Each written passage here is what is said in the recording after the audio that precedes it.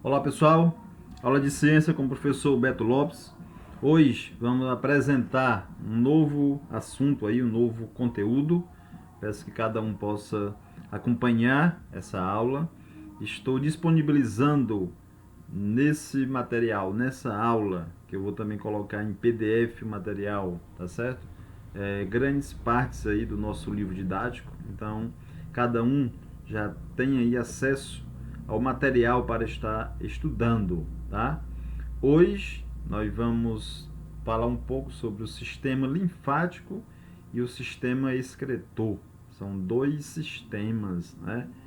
Dentre tantos outros, tá certo? Da anatomia humana, do corpo humano, certo? Responsável por diversas funções no nosso organismo. Na apresentação de conteúdo, trazendo aqui duas imagens, tá certo? Essas imagens aí nós estamos apresentando aqui, né? O sistema, né, linfático, que vai ter, né, essa estrutura aqui, sistema linfático, tá? E aqui o sistema excretor, assuntos da aula de hoje, né? Em cada um desses sistemas, as principais estruturas aí, certo? Da anatomia de cada sistema, tá? Então, o sistema linfático, né, apresentando aqui, tá certo? Nessa figura também, tá certo? Então, esse sistema, certo? Ele tem basicamente duas grandes funções no nosso organismo, tá certo? Uma função que a gente pode dizer que é uma função de limpeza, responsável por fazer toda uma limpeza no nosso organismo, no nosso tecido, como também sistema de defesa. Os glóbulos brancos, certo? Que são responsáveis pela defesa do nosso organismo, certo? Eles estão fazendo parte, envolvido nesse sistema linfático como forma de defesa, tá certo? Cerca de 1% da parte líquida do sangue que entra nos tecidos não retorna aos vasos sanguíneos, mas, ao contrário, fica nos espaços entre as células e entre os tecidos. Aí vem o sistema linfático, tá certo? Que é o responsável pelo retorno desse líquido à circulação sanguínea. Então vai fazer essa limpeza, certo? Esse sistema, né, é formado por uma rede de estruturas, que são os vasos linfáticos, né, que captam o excesso de líquido existente nos tecidos. O líquido que entra nos vasos linfáticos, chamado linfa, contém água, substâncias dissolvidas, células mortas e, eventualmente, agentes infecciosos, como vírus e bactérias, certo? Os vasos linfáticos, muito finos, de espessura comparável à dos capilares sanguíneos, se unem, formando vasos mais espessos, que conduz a linfa para veias, nas quais ela se reincorpora ao sangue, certo? Então, aquele líquido que chegou no organismo através do sangue, ficou entre os tecidos e as células, certo? E esse sistema linfático foi responsável, certo? Em captar esse excesso e voltar, certo? Para o sangue, certo? Os linfônodos, anteriormente denominado de nódulos linfáticos ou gânglios linfáticos, estruturas presentes no trajeto, tá aqui, ó, né? Presentes no trajeto, só um instante, presente no trajeto dos vasos linfáticos, realizam uma espécie de filtração da linfa, eliminando impurezas, né, células mortas e etc. Nos linfônodos existe grande quantidade de glóbulos brancos, ó, certo? Que combatem os agentes infecciosos,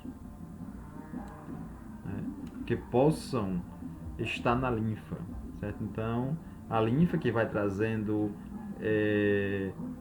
esse excesso, essas substâncias que estão entre as células e entre os tecidos, que pode vir vírus, que pode vir bactérias, tá certo?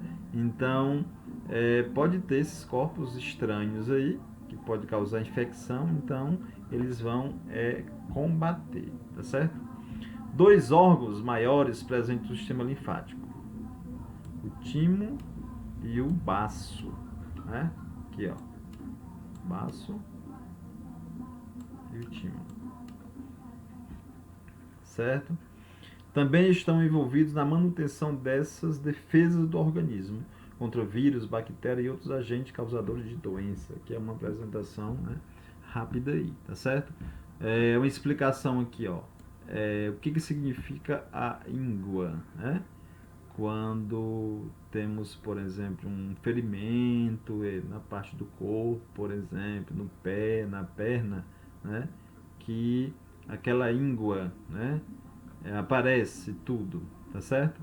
Então, ali é uma forma de defesa natural, tá certo? Do nosso corpo, onde ali acontece com o aumento de número de glóbulos brancos, né, especializado para combater aquela infecção, certo? Essa multiplicação faz com que passe a haver mais glóbulos brancos nos linfônodos. Então, aquela ideia daquele inchaço e tudo são exatamente esses glóbulos em grande quantidade preparados ali para defesa do nosso organismo, para combater aquela infecção.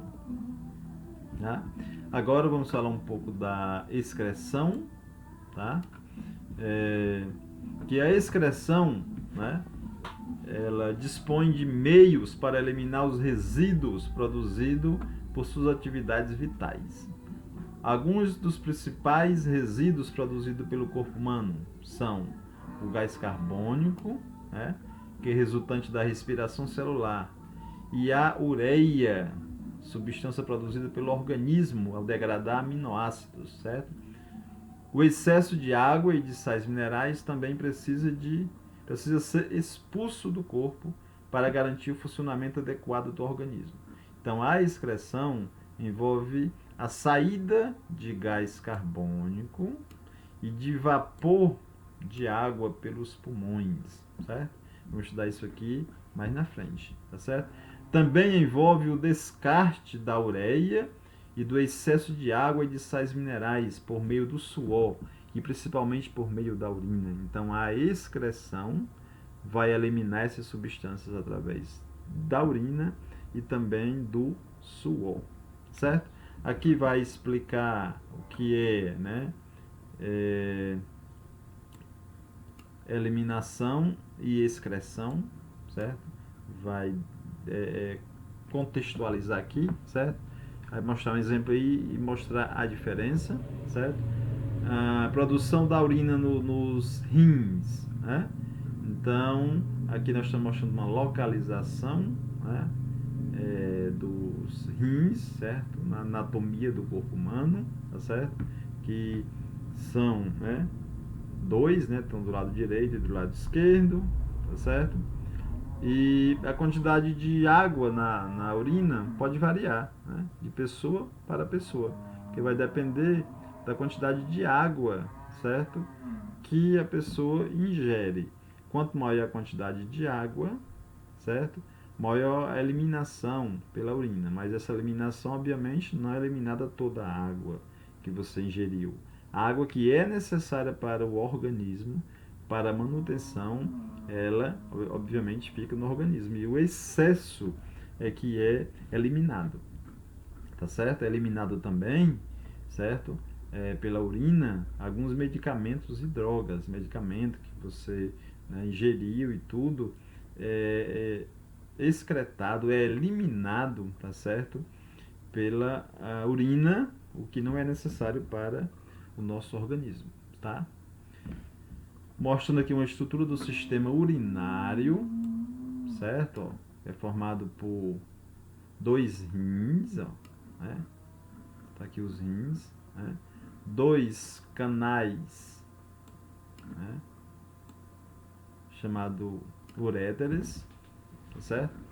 Tá aqui eles, ó, esse canal e esse outro canal, tá? Uma bexiga urinária, tá aqui a bexiga, ó, certo? E um canal é denominado uretra, certo? Tá aqui. Nesse caso aqui é uma estrutura do sistema, né? Urinário, nesse caso aqui, masculino, tá certo? O feminino, certo? Vai ser também, essa estrutura aqui é a mesma, certo? O que vai mudar é só essa estrutura aqui de final, tá certo? Então, sistema urinário, um pouco aí da anatomia. Estamos trazendo aqui como curiosidade, certo? Em destaque, tá certo? Em destaque, nós estamos trazendo aí caso de insuficiência renal e cálculos renais, né? Um texto aí que vai mostrar, tá certo? Vai descrever o que é a insuficiência renal e como são formados os cálculos renais, tá certo? E vai apresentar aqui também a desidratação, explicar como acontece. Tudo bem? Nós estamos aqui, pessoal, encerrando a nossa aula. Se alguém tiver dúvida, pode ficar à vontade, pode perguntar. Um forte abraço e até a nossa próxima aula.